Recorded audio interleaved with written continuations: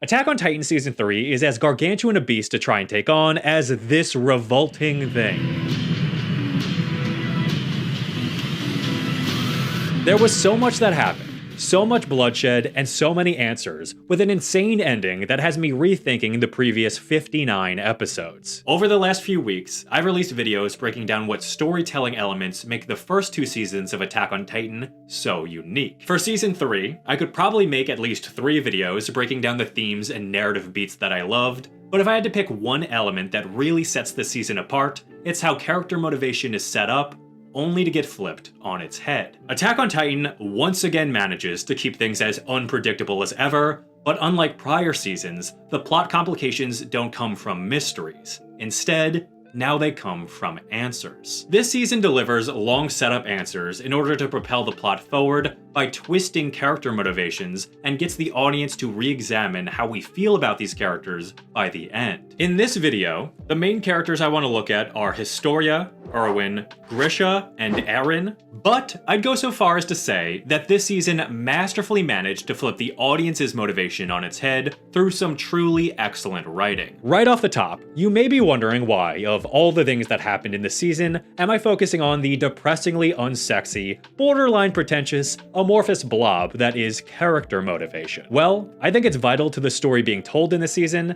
and there are 2 specific characters that make its importance explicitly clear: Kenny the Ripper and Keith Shaddis. Kenny Ackerman is the man who raised Captain Levi, a serial killer who managed to become best friends with the Secret King and form the Interior Police. He is by no estimation a good man, and by the midpoint of this season, he gets what he had coming to him. Although, the story offers a framework through which to view the events of this season in the moments before his death. After a flashback of his life, Kenny tells Levi, 俺が見てきた奴らみんなそうだった。酒だったり女だったり神様だったりもする。一族、王様、夢、子供、力、みんな何かに酔っ払ってねえとやってられなかったんだな。みんな何かの奴隷だった。 This quote speaks directly to what drives the people of this world. And I think it's important that only an episode later, this idea of motivation is emphasized with the story of Keith Shaddis. Keith's backstory is meant to offer us a view into Grisha Yeager's past. However, it is actually the story of a man whose motivation in life was corrupted by discovering the truth. Keith was drunk on the idea that he was special, enslaved by the notion that he was not like the average man. In reality, he wasn't an extraordinary commander of the Survey Corps. This became clear to him when he led his men to be massacred and resigned in disgrace. Years later, Keith still clings onto the idea that he is special, but not by doing anything spectacular. Instead, he tries to sabotage a young trainee who he fears could be more special than he is, which results in that young man proving his specialness right in Keith's face. The endings of both Kenny and Keith's stories solidify to the audience that while everyone is a slave to their own motivation, new information that corrupts that motivation could lead to the opposite of the desired result. If we look back at Kenny, he dies under a tree while holding a syringe of the Titan formula. Kenny's goal was to acquire the power of a king. But after hearing Rod Reese tell Historia that only someone with royal blood can acquire the full power of the founding Titan, his motivation is shattered. With the Titan formula finally in hand, Kenny dies, no longer having anything to be drunk on. That was a pretty depressing way to fire right out of the gate, but I wanted to start with those particular moments so they can inform how we view the defining moments of this season. The actual story of Season 3 hits the ground running with a political conspiracy plotline that has the Survey Corps on the run from forces they do not fully understand, which results in the kidnapping of Historia and Erwin, while Erwin is arrested by the government. With that said, now I want to point to the 2 most powerful political players in this season, Historia and Erwin, and how the information that is revealed in their storylines twists their motivation in a way similar to Kenny and Keith. At the start of this season, we find out that Rod Reese is the secret king of this land, and Historia is his only surviving heir. Historia begins this arc wanting one thing: love. And the father who abandoned her when she was a child is the perfect person to provide it. After being reunited with Rod, we witness how this motivation corrupts her. She makes up excuses for her father to Erwin, who is chained up in some insane crystal chamber for generational sacrifices like it's no big deal, and she makes it out like he's actually a chill dude. Historia is drunk on her father's love. So much so that she's ready to allow her absentee daddy to transform her into a titan so that she can eat Erwin. But when Historia asks a critical question of her father, she receives an answer that drives her to betray him. Answers have corrupted her motivation, and therefore her enslavement morphs with it. After she realizes that she won't get her father's love, she sets out to make sure that the people will love her. After his coup, Erwin needs a face for the government, and Historia is the only viable candidate. She agrees to be queen, but because she is still a slave to her motivation, she confronts Erwin with her own plan to make the people accept her rule. In the end, everything worked out for Historia. She wanted to be loved, she sought love from her father, she acquired new information which caused her to betray her father, then, in a twist Freud would have loved, she killed him to earn the love of the people and replace him as ruler. Erwin undergoes a similar arc, beginning this season wanting one thing, only to achieve the very opposite. Erwin is drunk on answers. That has been his sole motivator since he was a child, after his father was killed by the government. On paper, there's nothing wrong with this motivation, but in practice, it has made Erwin selfish, willing to damn humanity for a chance to achieve it. Before the battle to retake Erwin's hometown, Levi tries to talk Erwin out of going. He doesn't want humanity to lose its greatest asset, which he believes is Erwin's strategic mind.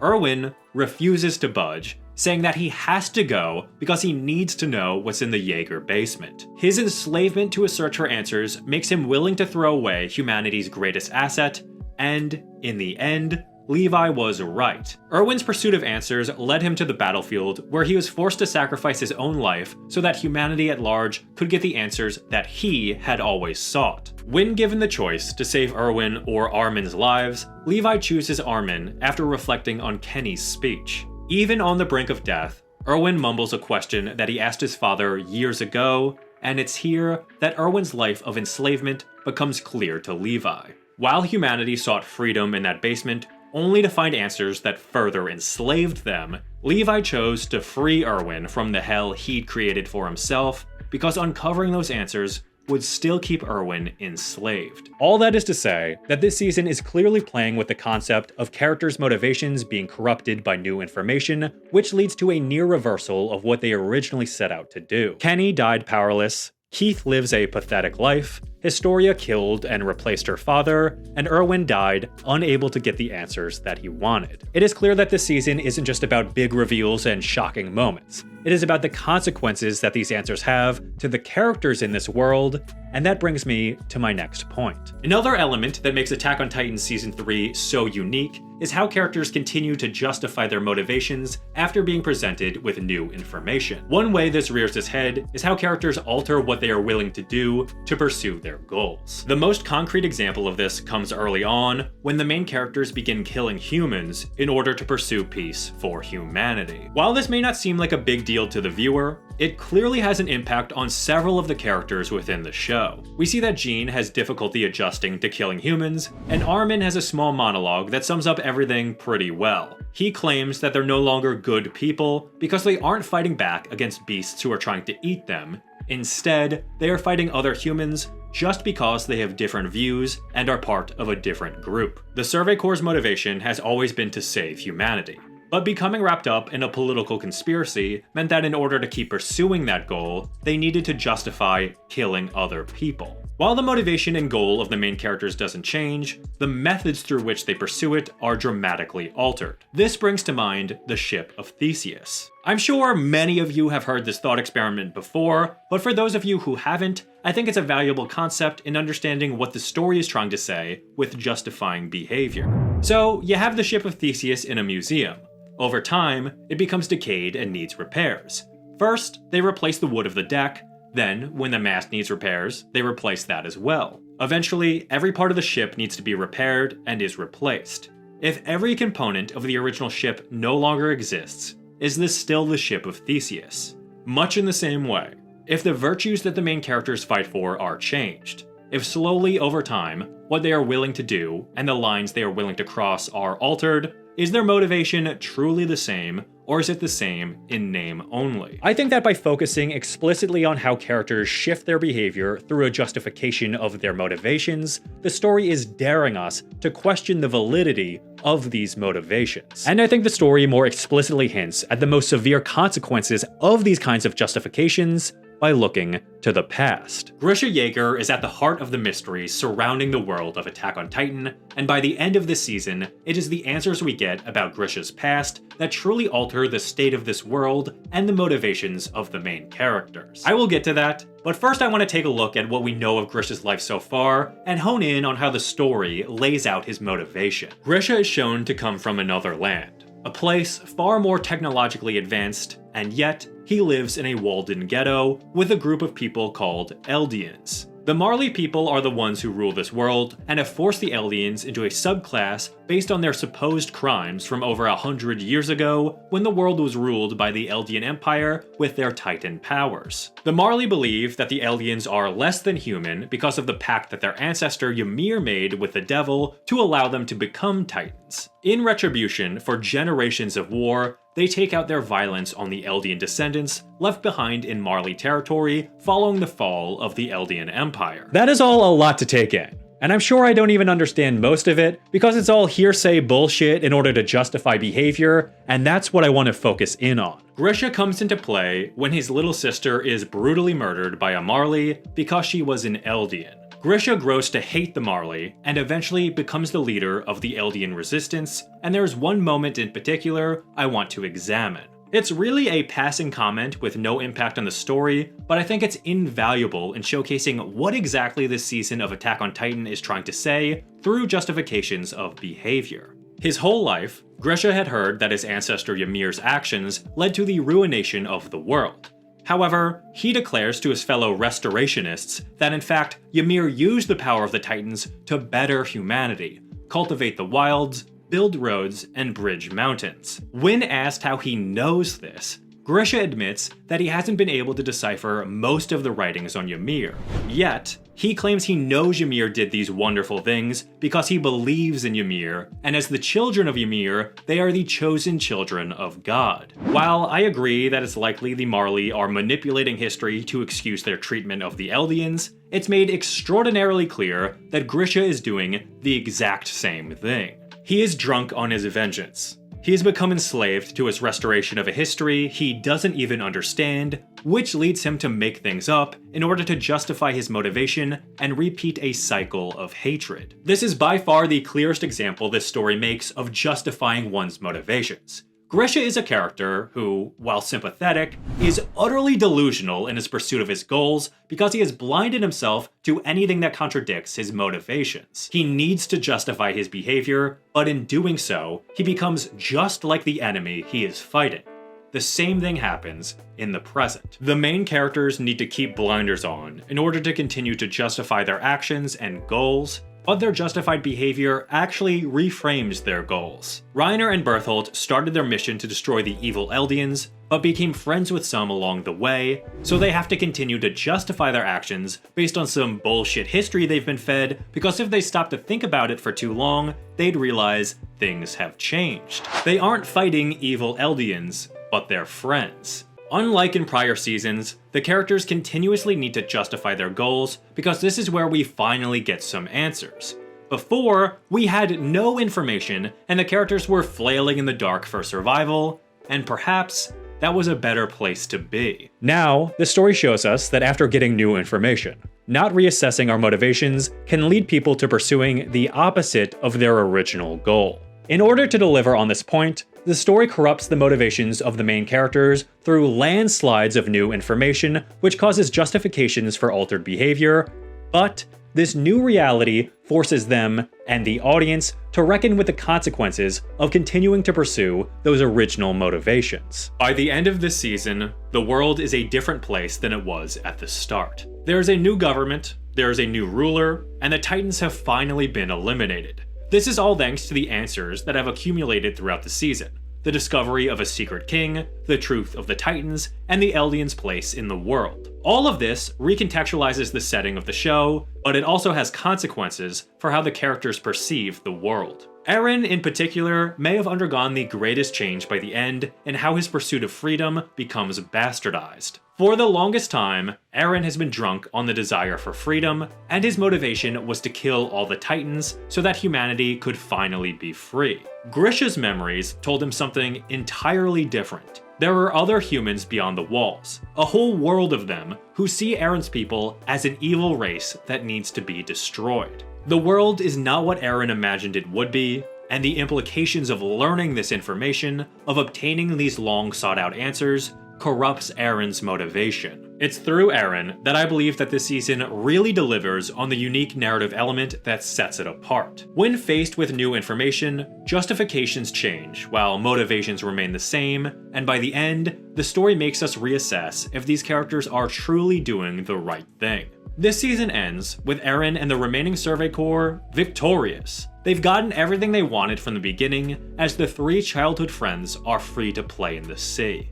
Yet, the answers that they uncovered have them looking beyond the sea, and this season ends with Erwin wondering if they'll finally be free if they kill the rest of humanity. That was a brilliant way to conclude this storyline and set up season 4. It perfectly shows how new information has corrupted the motivations of the main characters and gets the audience to question the justifications they give themselves. Is Erwin in the right to kill all of humanity so that his people can be free? Or has Erwin, much like his father, simply become the thing he sought to destroy? Has Erwin become the Titan threat to humanity? In this moment, the story directly calls out the audience's role in all of this. We have been cheering on these characters throughout the story. We have been drunk on the idea of discovering what's beyond the walls. After all, how could we resist the allure of finding the truth? Well, by the end, we are shown that we may have been cheering on the inciting incident for a worldwide war where countless innocents will be slaughtered. I'm not saying that I didn't like this development, quite the opposite.